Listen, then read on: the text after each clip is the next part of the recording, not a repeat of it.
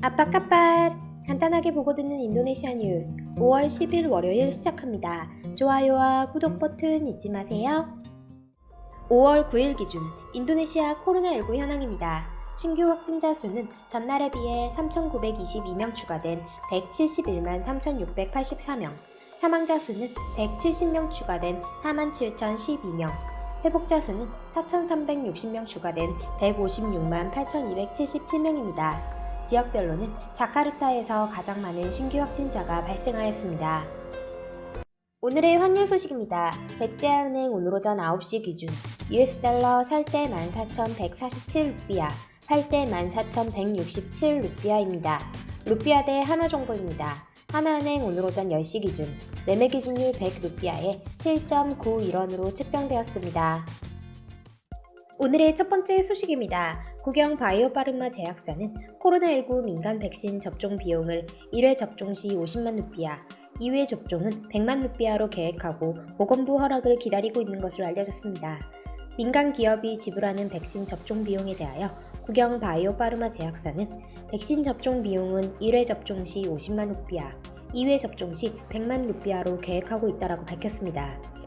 바이오파르마사의 코로나19 백신 접종 대변인은 접종 가격과 관련하여 최종적인 것이 아니라면서 가격은 추후 결정을 위해 보건부에 제출할 것이라고 말했습니다.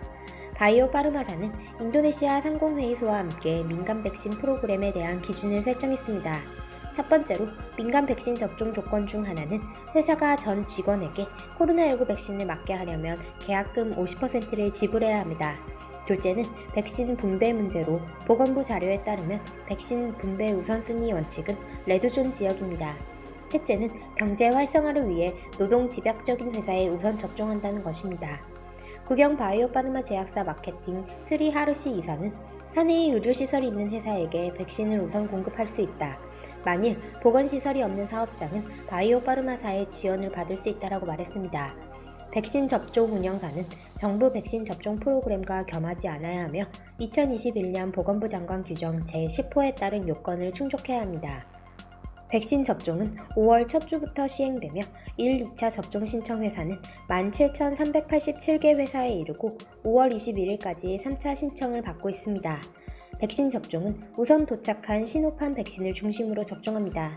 한편 백신 접종을 신청한 기업체들은 저렴한 백신 접종 가격을 요구하면서 기업 경영에 어려움을 겪고 있는데 1인당 100만 루피아대는 큰 부담이다라고 말하고 있습니다. 다음 소식입니다. 교통부의 부디 까르야 수마디 장관은 설문조사에서 무딕 금지령에도 불구하고 7%, 약 1,800만 명이 이동할 것이라는 통계를 발표했습니다. 부디 까르야 수마디 교통부 장관은 통상 무딕 금지가 없는 경우 33%가 귀향한다. 하지만 귀향 금지령으로 11%는 금지기간 전후에 여전히 귀향할 것으로 보인다라고 밝혔습니다. 이에 교통부와 코로나19 대책본부는 귀향 금지에 관한 정보를 홍보해와서 귀향객 1,800만 명이 마음을 바꿀 수 있을 것으로 보인다라고 설명했습니다. 교통부가 발표한 귀향 지역은 중부 자바 30%, 서부 자바 20%, 나머지 동부 자와 반등, 람뿡, 수마트라 손입니다.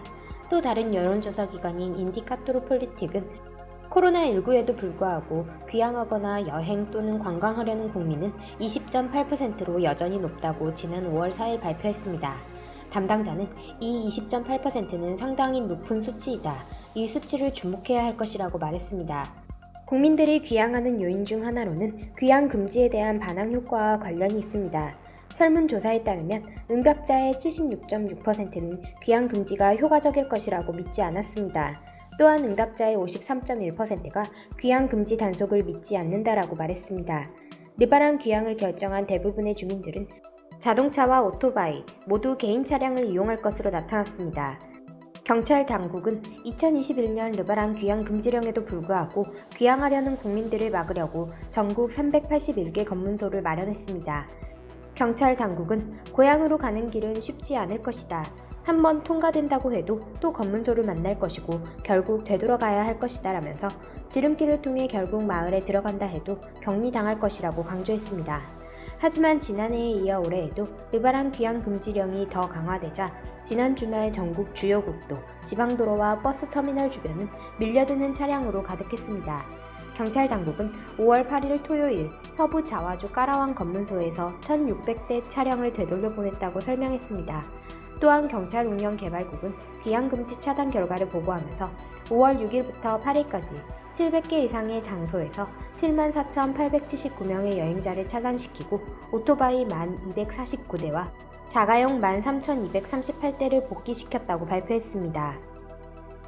다음 소식입니다. 빼떼 뱅크 느가라 인도네시아 베이니 은행이 디지털 거래를 선호하는 고객들이 많아지는 관계로 전국의 96개 지점을 폐쇄하기로 결정하였습니다. 서비스 운영이사인 론니 베르니는 은행 거래의 80%는 이미 디지털 방식으로 거래되고 있으며 나머지는 여전히 통상적으로 이루어지고 있다고 밝혔습니다. 론니 이사에 따르면 보통 한 명의 은행원이 하루에 보통 150에서 200건의 거래를 처리하는데 최근에는 현저히 감소하여 60% 정도를 처리하고 있어 올해 은행 지점 96개를 양도하거나 폐쇄할 것이라고 말하였습니다.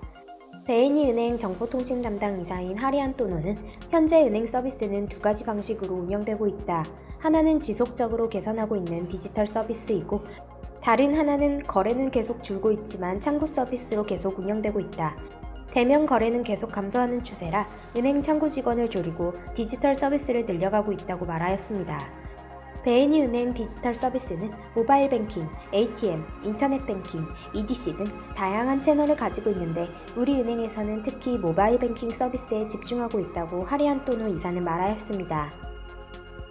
다음 소식입니다. 자신의 입속에 살충제를 마구 분사하며 끄떡없다고 자랑하던 발리섬의 힌두교 수행자가 갑자기 숨지자 사망 원인에 관심이 쏠렸습니다. 현지 언론 등에 따르면 이달 2일 발리섬 진바란에 거주하며 힌두교의 영적 지도자를 자처하던 와얀 머르타가 세상을 떠났습니다. 그는 수년 전부터 현지 SNS에서 화제가 된 동영상의 주인공입니다.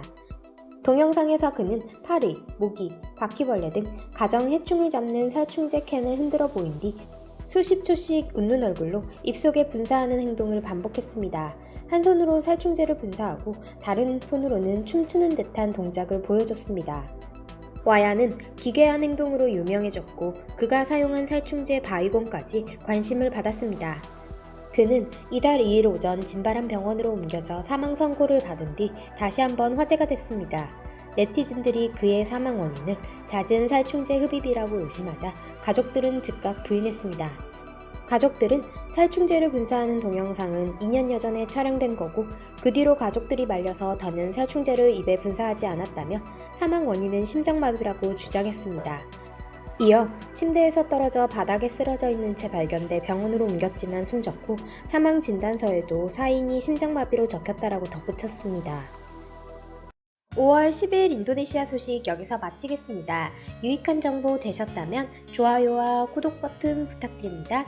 테리마 카시.